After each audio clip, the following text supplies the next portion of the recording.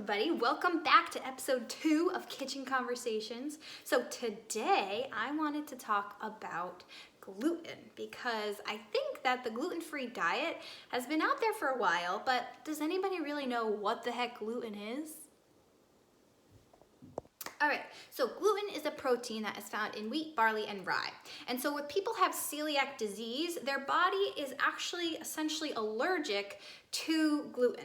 And it mounts an autoimmune response on the lining of the small intestine, causing damage. So this damaged lining can lead to nutrient malabsorptions, which leads to nutrient depletions. So that's just one side effect of celiac disease. They might also experience constipation, diarrhea, vomiting, nausea, extreme and intense stomach pain. And again, because it's an autoimmune disease, sometimes these symptoms can start to affect other organs in the body.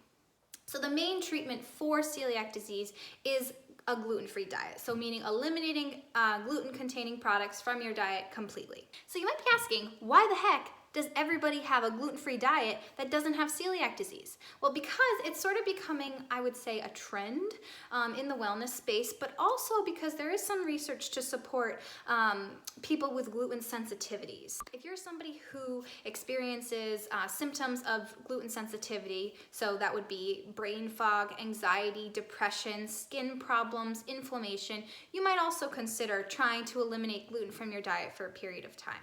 All right, so the reason that somebody with a gluten sensitivity might be experiencing symptoms is typically caused by something called leaky gut syndrome or also intestinal permeability. All right, so what is leaky gut? So essentially the lining of your GI tract, also known as your gastrointestinal tract, is only one cell layer thick. And so typically that cell layer is strong enough to keep everything in your GI tract where it's supposed to be and out of your bloodstream.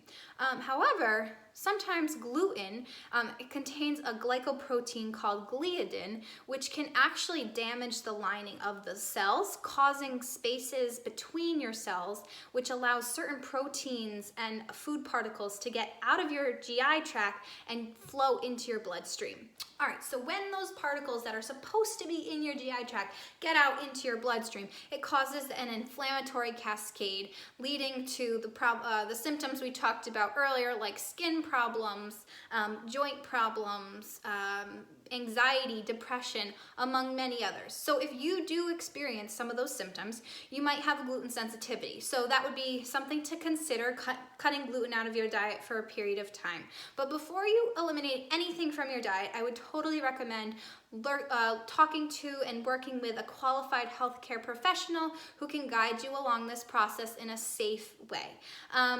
Also, if you don't experience those symptoms, you don't have to feel like you have to get rid of gluten just because everybody else is doing it. Some people, or biologically, our bodies are just different, so some people may be more sensitive to it than others, and that's fine. Anyway, I hope you enjoyed watching and you learned something new about gluten. Yeah, if you have any questions, please feel free to reach out, www.theintegratedrn.com, or you can message me on Instagram or Facebook. Have a great day and stay healthy.